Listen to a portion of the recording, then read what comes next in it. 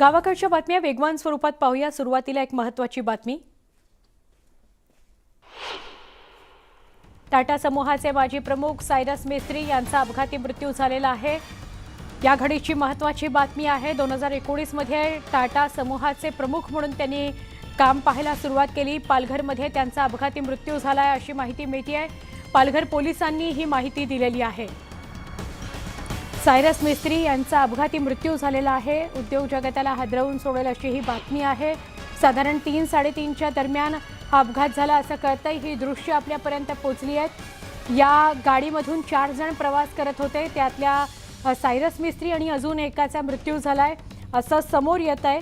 पोलिसांनी या बातमीला दुजोरा दिलेला आहे। मिस्त्री सध्या टाटा समूहाचे प्रमुख म्हणून काम पाहत होते। आमचे प्रतिनिधी विजय राऊत यांच्याकडून अधिक माहिती घेऊया। विजय, काय अपडेट? नक्कीच 3:30च्या दरम्यान हा जो अपघात जो आहे तो चारोटी टोलनाक्या जवळ झालेला आहे। सूर्या नदीच्या पुलावरती झालेला अपघात आहे। सुरुवातीला काहीच कळलं नव्हतं की नेमके ह्या गाडीमध्ये कोण होते, पण 4 जण हे गाडीमधनं प्रवास करत होते आणि प्रवास करणाऱ्यामध्ये दोघांचा मृत्यू झाला आणि 2 जण जे आहेत ते गंभीर जखमी झाले। त्यांना तात्काळ महामार्ग पोलिसांनी कासा उपजिल्हा रुग्णालयामध्ये नेऊन उपचार करण्यास सुरुवात केलेली आहे। परंतु 2 जणांचा मृत्यू ज्यावेळेस घोषित करण्यात आला त्यावेळेस टाटा समूहाचे प्रमुख जे आहेत सायरस मिस्त्री यांचं निधन झाल्याचं कन्फर्म झालेलं आहे। परंतु मोठ्या प्रमाणात मुंबई अहमदाबाद हायवेवरती राष्ट्रीय महामार्गावरती खड्डे पडलेले आहेत। हा नेमका घातपात आहे किंवा खड्ड्यामुळे अपघात घडलेला आहे याचा तपास जो आहे ती पालघर पोलीस करताना आपल्याला पाहायला मिळतात। कासा पोलीस स्टेशनमध्ये सदर बाबतीमध्ये गुन्हा जो आहे तो दाखल करायला सुरुवात करण्यात आलेली आहे। विजय, सामान्यांचा खड्ड्यांमुळे अनेकदा बळी गेलाय। प्रशासन अनेकदा त्याकडे दुर्लक्ष करतं। सायरस मिस्त्री सारख्या एका नामांकित उद्योगपतीचा जर खड्ड्यामुळे अपघात होऊन मृत्यू झाला असेल तर ही खूप मोठी बातमी आहे। नक्कीच या ठिकाणी जर बघितलं तर जवळपास 6 आपणच दाखवलं तर काही दिवसापूर्वी न्यूज 18 लोकमत माध्यमातून की जवळपास 1 वर्षभरामध्ये 196 अपघात झाले आहेत आणि 78 लोकांचा या ठिकाणी केवळ 32 किलोमीटरच्या अंतरामध्ये मृत्यू झालेला आहे आणि अनेक जणांना अपंगत्व देखील या ठिकाणी स्वीकारावयाची वेळ जी आहे ती आलेली आहे। केवळ टोल वसूल या ठिकाणी करण्यात येते, परंतु रस्त्याच्या वरचे खड्डे जे आहेत ते भरण्यात येत नाहीयेत। सरकार बदलतात, मंत्र्यांचे चेहरे बदलतात, परंतु सुख सुविधा ज्या आहेत त्या ह्या ठिकाणी उपलब्ध होताना आपल्याला पाहायला मिळत नाहीत। रस्त्यावरती मोठ्या प्रमाणात खड्डे पडलेले आहेत, परंतु खड्डे भरले गेले नाहीयेत, परंतु टोल वसुली जी आहे ती मोठ्या प्रमाणात सुरू आहे। त्यामुळे आज एखादा नामांकित व्यक्तीचा मृत्यू झाल्यानंतर हा विषय कुठतर लावून धरला जातो, परंतु खड्डे खरोखर भरले जातील का हा देखील सगळ्यात महत्त्वाचा प्रश्न जो या ठिकाणी याच अनुषंगाने उपस्थित केला जातोय। वारंवार या ठिकाणी अपघात घडताना आपल्याला पाहायला मिळतात। आज एवढा नामांकित माणूस जो आहे त्याला आपल्या खड्ड्यामुळे एवढी मोठी महागाची गाडी असताना देखील त्याचा मृत्यू या ठिकाणी मृत्यूला सामोरं जायची वेळ आलेली आहे आणि या अपघातामध्ये 2 जणांचा मृत्यू झालाय तर 2 जण गंभीर जखमी आहेत। आता तरी प्रशासनाला जाग यायली म्हणजे आली पाहिजे, परंतु या ठिकाणी कुणीही गांभीर्य जे आहे गांभीर्य आपल्याला या ठिकाणी लक्षात घेताना कुणीही पाहायला मिळत नाहीये। नक्की विजय, धन्यवाद माहिती दिल्याबद्दल। अभ्यासक अर्थतज्ञ चंद्रशेखर नेने सर आपल्या सोबत आहेत। चंद्रशेखर सर, सायरस मिस्त्री यांचा अपघाती मृत्यू झाला अशी माहिती मिळते। हो, ही फारच अत्यंत दुःखद घटना आहे आणि एक अतिशय ब्रिलियंट आणि मोठा उद्योगपती ज्यांनी 4 वर्ष टाटा सारख्या मोठ्या समूहाची धुरा समर्थपणे सांभाळली होती। पुढे त्यांचे मतभेद रतन टाटांशी झाले आणि त्यांना ते पद सोडावं लागलं, ही गोष्ट वेगळी। परंतु त्या पदी त्यांनी 4 वर्ष काम केलं, तेही अतिशय चांगलं स्पृहणीय काम केलं होतं आणि इतक्या मोठ्या उद्योग समूहाची धुरा सांभाळायला माणसाचा कस लागतो अगदी, आणि त्याच्यात ते पूर्णपणे यशस्वी ठरले होते। ते तिथनं नंतर दूर झाले हा अगदी वेगळा विषय आहे। परंतु इथे मला सांगायचं आहे ते जास्ती महत्वाचं की आता तरी आत्ता मगाशी तू बोललीस की अगदी बरोबर आहे की प्रशासनाला जाग येईल का। आपल्याला जर माहिती असेल तर मुंबई पुणे एक्सप्रेसवे हा केवळ जयंतराव टिळक प्रचंड ट्रॅफिक जॅम मध्ये अडकले म्हणून झालेला आहे। तेव्हा आपल्याला कोणीतरी मोठ्या माणसाचं त्याच्यामध्ये नुकसान झालं की आपल्याला जाग येते की काय। एका महासत्ता होऊ जाणाऱ्या देशाला होऊ पाहणाऱ्या देशाला हे खरंय. अतिशय लांछनास्पद आहे. हो, त्यामुळे दुर्दैवी माझी आहे अशी सर. तुम्ही एकतर त्यांना अगदी बरोबर म्हणालात की एखादा मोठा व्यक्ती गेला की मग त्या विषयाकडे सगळ्यांच्या नजरा वळणं हे फार दुर्दैवी आहे. सर, असंही कळतंय की सायरस मिस्त्री यांच्यासोबत अजून एकाचा मृत्यू झाला आणि दोघे गंभीर जखमी आहेत. हो, याचा अर्थ हा अपघात फारच मोठा होता. आणि नॉर्मली काय असतं की यांच्या महागड्या ज्या गाड्या असतात त्याच्यात भरपूर एअरबॅग्स वगैरे चांगल्या सुविधा असतात, पण तरी त्या सुद्धा airbag- वाचू शकलेले नाही आहेत सायरस मिस्त्री. चंद्रशेखर नाही, सर, नाही. आभार आपण सविस्तर बोललात त्याबद्दल.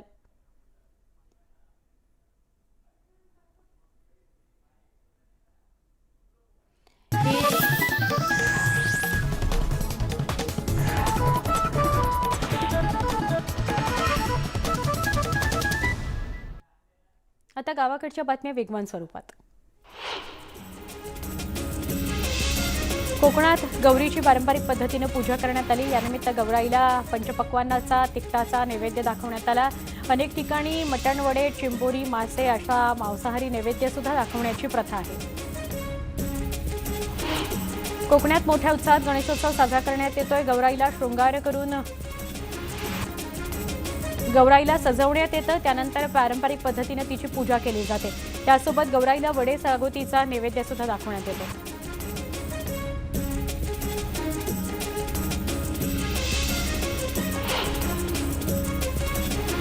नंदुरबारच्या धडगावमधील भोईराज मित्रमंडळाचा देखावा पंचक्रोशीत चर्चेचा विषय ठरला. शासकीय योजनांची माहिती देणारा हा देखावा असून या संदर्भात लाभार्थ्यांना कागदपत्रांकरता मदत करणारी यंत्रणा सज्ज आहे. त्यामुळे दुर्गम भागातील नागरिकांना याचा अधिक फायदा होत आहे.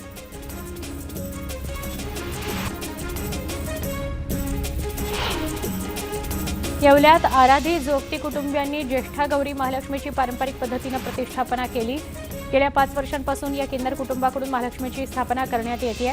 यानिमित्त यंदाही आकर्षक अशी सजावट करण्यात आली आहे.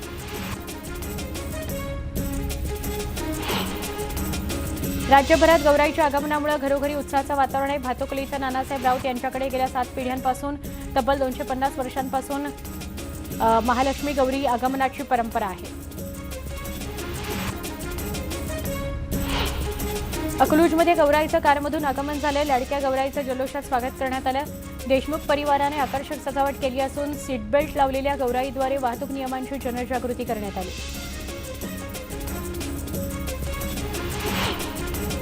रायगड जिल्ह्यात घरोघरी गौराईचं आगमन झालं. तेरड्याच्या गौरी आणल्यानंतर त्यांना वस्त्रालंकाराचा साज चढवण्यात आला. एकत्र येऊन गणपती आणि गौरीसाठी बाल्या डान्स महिलांनी केला आणि जागरण केलं.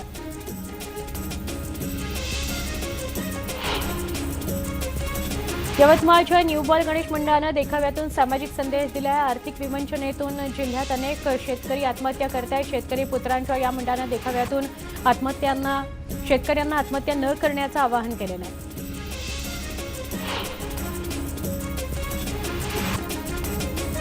कोकणात गणपती बाप्पा पाठोपाठ गौराईचं आगमन झालं. रत्नागिरीत गौराई घरी आल्यानं महिला वर्गात उत्साह आहे. लाडक्या गौराईला भाजी भाकरीचा नैवेद्य दाखवण्यात आला. महिलांनी नाचगाणी, फुगड्या खेळत रंगत आणली.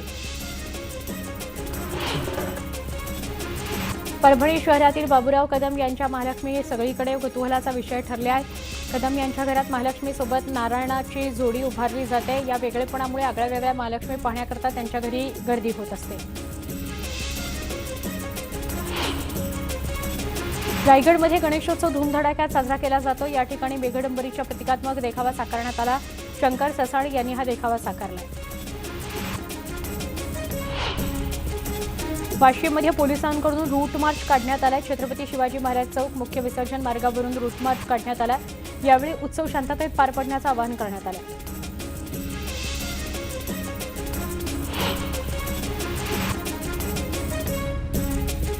मध्यंतरी गुवाहाटीत रंगलेल्या सत्तांतर नाट्य चक्क घरगुती गणपती आराशीमध्ये दिसून येत आहे. सांगोल्याचे आमदार शहाजीबापू पाटील यांच्या काय झाडी काय डोंगर काय हाटील या डायलॉगमुळे वर्ल्ड फेमस झालेल्या गुवाहाटीतल्या हॉटेल रेडिसन ब्लूचा देखावा एका तरुणानं आपल्या गणपती बाप्पासमोर साकारला आहे. तो चर्चेचा विषय ठरला आहे. सिंधुदुर्ग जिल्ह्यातील कुडाळ साळगाव इथं वैष्णोदेवीचा देखावा साकारण्यात आलाय. कागदाचा वापर करून हा इको फ्रेंडली देखावा साकार करण्यात आलाय.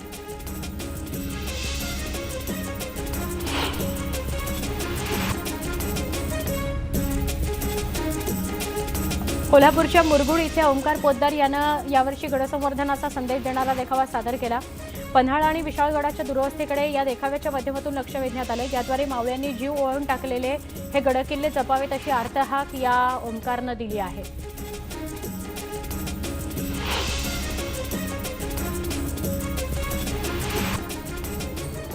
कोकणात गणेशोत्सवाचा उत्साह बघायला मिळतोय. रत्नागिरीत बाप्पाच्या उत्सवात जाखरी नृत्याची परंपरा आजही जपली जाते. मालगुंड गावातील धावडेवाडीतील कलाकारांनी जाखरी नृत्य सादर केलं.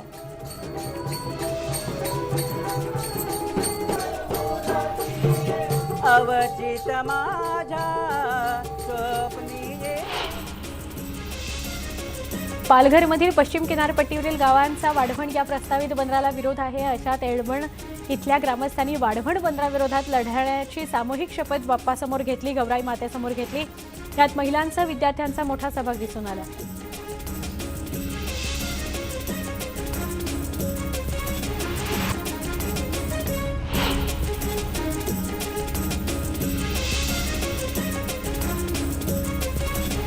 पावसा पाण्याच्या बातम्या बघतोय. अमरावती तप्पर वर्धा धरण 96% भरलंय. धरणाच्या 13 दरवाजांमधून विसर्ग करण्यात आलाय. मध्य प्रदेशात झालेल्या मुसळधार पावसामुळे धरण भरलंय. त्याचबरोबर अमरावतीच्या मोर्शी, तिवसा, धामणगाव रेल्वेसह ग्रामीण भागात जोरदार पाऊस झालाय. मालेगाव तालुक्यातील ग्रामीण भागात वादळी वाऱ्यासह मुसळधार पावसानं हजेरी लावली. या पावसामुळे मका, बाजरी, तूर, सोयाबीन, कांदा पिकाचं नुकसान झालंय. तर डाळिंब्यासह इतर फळबागा देखील उद्ध्वस्त झाल्या. गोंदिया जिल्ह्यात मागील 10 दिवसांपासून पावसानं दडी मारली होती. मात्र पावसाचं पुन्हा आगमन झाल्यानं शेतकरी सुखावलाय. तर नद्यांच्या पाणी पातळीत वाढ झाल्यानं नदीकाठच्या नागरिकांना सतर्कतेचा इशारा देण्यात आलाय. बीड जिल्ह्यामध्ये काही ठिकाणी वादळी वाऱ्यासह जोरदार पावसानं हजेरी लावली आहे. वादळामुळे मोठी झाडं मुळासकट उपटून गेली आहेत. झाडं विद्युत तारेवर आणि घरावर पडल्यामुळे मोठं संकट निर्माण झालं आहे. तर अनेक वाडी वस्त्यांवर वीज गायब झाली आहे. सोलापूरच्या मोहोळ तालुक्यातील सावळेश्वराच्या शाळेतील विद्यार्थ्यांना ओढ्यातून जीवघेणा प्रवास करावा लागतोय. शाळा गाठण्यासाठी विद्यार्थ्यांना मोठी कसरत करावी लागते. त्यामुळे प्रशासनानं ओढ्यावर पूल बांधावा अशी मागणी जोर धरते. मावळमधील उर्से गावामध्ये दुभत्या जनावरांना लंपी रोगाची लागण झाली आहे. हा आजार पसरू नये यासाठी संसर्ग केंद्रापासून 10 किलोमीटरचा परिसर बाधित क्षेत्र म्हणून घोषित करण्यात आलाय. तसंच जनावरांची खरेदी विक्री, वाहतूक, बाजार, बैलगाडा शर्यती याला पुढील आदेशापर्यंत बंदी घालण्यात आली आहे. टीईटी घोटाळ्यामध्ये मंत्री आणि वरिष्ठ अधिकाऱ्यांच्या मुलांची नावं आहेत. त्यामुळे या घोटाळ्यातील भ्रष्टाचारी चौकशी कोण करेल आणि दाद कुणाकडे मागायची असा सवाल एकनाथ खडसेंनी केलाय. ते जळगावमध्ये बोलत होते. ठाकरे गटातील पदाधिकारी आमच्या शिंदे साहेबांबद्दल पातळी सोडून बोलत असतील तर चुन चुन के मारे जाएंगे असं म्हणत शिंदे गटाचे बुलडाण्याचे आमदार संजय गायकवाड यांनी पुन्हा एकदा धमकी दिली आहे. त्या ठिकाणी पोलीस होते म्हणून काही झालं नाही, मात्र पुढच्या वेळेला मोठा राडा होईल असा इशारा त्यांनी ठाकरे गटाला दिला आहे. केंद्रीय रेल्वे राज्यमंत्री रावसाहेब दानवे पुणे दौऱ्यावरून जालन्यामध्ये आले. यावेळी भोकरदन नाका परिसरामध्ये हातगाडीवर त्यांनी चहाचा आस्वाद घेतला. यावेळी उपस्थित कार्यकर्त्यांशी त्यांनी रस्त्यातच चाय पे चर्चा केली. विरोधी पक्षनेते अंबादास दानवे यांनी बीड दौरा केला. समनापूर या गावातील कर्जबाजारीपणामुळे नवनाथ शेळके यांनी मागच्या महिन्यामध्ये आत्महत्या केली होती. या दौऱ्यात दानवे यांनी आत्महत्याग्रस्त शेतकऱ्यांच्या कुटुंबियांची भेट घेतली. दानवे यांच्याकडून पीडित कुटुंबाचं सांत्वन करण्यात आलं. जुन्नरच्या हिवरेखुर्द गावात गायीचा दशक्रिया विधी झाला. विठ्ठल वायकर यांच्या लाडक्या गायीचा 10 दिवसांपूर्वी मृत्यू झाला. त्यानंतर त्यांनी कुटुंबातील एखाद्या सदस्याप्रमाणे 10 दिवस दुखवटा पाळला. पुण्यात आदिवासी समाजाच्या विद्यार्थ्यांकडून ठिय्या आंदोलन करण्यात आलं. विविध मागण्यांकरता शासकीय वसतिगृहाबाहेर विद्यार्थ्यांनी आंदोलन केलं. या आंदोलनामध्ये 200हून अधिक विद्यार्थी सहभागी झाले होते.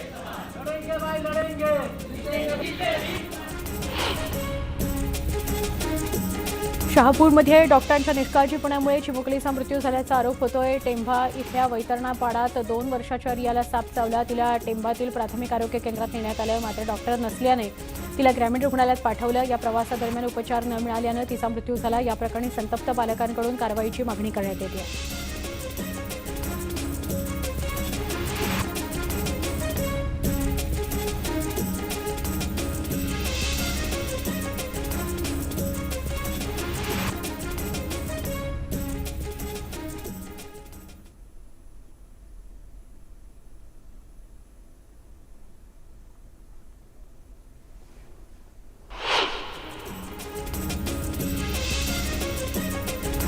पिंपरी चिंचवडमध्ये एका दुकान मालकानं पालिका कर्मचाऱ्याला मारहाण केली. प्लास्टिक बॅग विरोधी कारवाई सुरू असताना मारहाण झाली असून पोलिसात गुन्हा दाखल झालाय. हाणामारीची घटना सीसीटीव्हीत कैद झाली आहे. बुलढाण्यातील खामगावमध्ये 10 ते 12 फुटांचा अजगर आढळलाय. डॉग पायथन हा दुर्मिळ अजगर आहे. या संदर्भात माहिती मिळताच सर्पमित्रांनी अजगराला पकडून सुरक्षितपणे जंगलात सोडलं.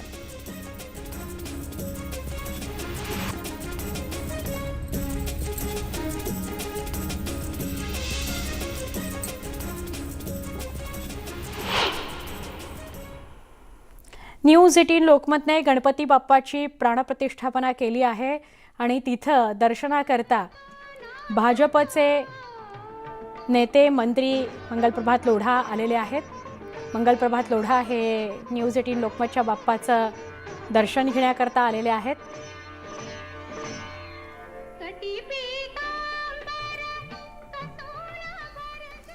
पुढच्या बातम्यांकडे वळूया. बीडच्या मौजे साक्षाळ पिंपरी या गावात भरदिवसा घरफोडी झाल्याने खळबळ उडाली आहे. बाळूहिंगे कुटुंबासह शेतात फवारणीसाठी गेले असता चोरट्यांनी घरफोडी करत 6 ते 7 तोळे सोन्याच्या दागिन्यांवर डल्ला मारला. या प्रकरणी अधिक तपास सुरू आहे.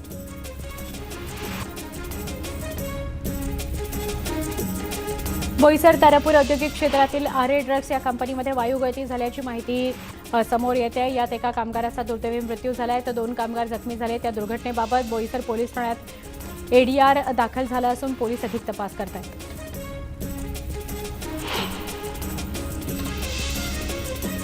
बीडच्या परळी शहरातील खासगी हॉस्पिटलमध्ये एका वर्षाच्या चिमुकलीला त्रास होत असल्यामुळे तिला रुग्णालयात दाखल करण्यात आलं. मात्र डॉक्टरांच्या निष्काळजीपणामुळे मुलीचा मृत्यू झाल्याचा आरोप नातेवाईकांनी केलाय. या प्रकरणाची चौकशी करत संबंधितांवर कडक कारवाई केली जाईल अशी मागणी कडक कारवाई केली जावी अशी मागणी मुलीच्या नातेवाईकांनी केली आहे. भाजपचे नेते मंत्री मंगलप्रभात लोढा न्यूज 18 लोकमतच्या बाप्पाचं दर्शन घेत आहेत. दृश्यांमध्ये दिसत आहेत मंगलप्रभात लोढा, न्यूज 18 लोकमतचे संपादक आशुतोष पाटील. जुन्नर तालुक्यातील रेडिओ दुर्बीण जॉईंट मीटर वेव्हनं पल्सर ताऱ्याचा शोध लावला. ही आशिया खंडातील सर्वात मोठी रेडिओ दुर्बीण असून एका सर्वेक्षणादरम्यान खगोलशास्त्रज्ञांनी मंद गतीने फिरणाऱ्या ताराचा शोध लावला. परतीच्या पावसात मनसोक्त भिजत खेळायच्या विद्यार्थ्यांनी चिखल महोत्सव साजरा केला. कोल्हापूरच्या राधानगरी तालुक्यातील धामोड इथल्या सह्याद्री स्कूलमध्ये हा चिखल महोत्सव साजरा करण्यात आला. मातीशी नाळ जोडणारा हा उपक्रम विद्यार्थ्यांसाठी पर्वणीचा ठरला. विद्यार्थ्यांसोबत शिक्षकांनी या महोत्सवात गाण्यावर ठेका धरला.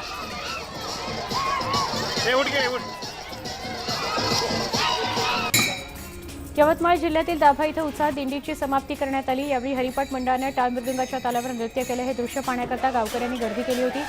गावातील अनेकांनी इथं हजेरी लावली.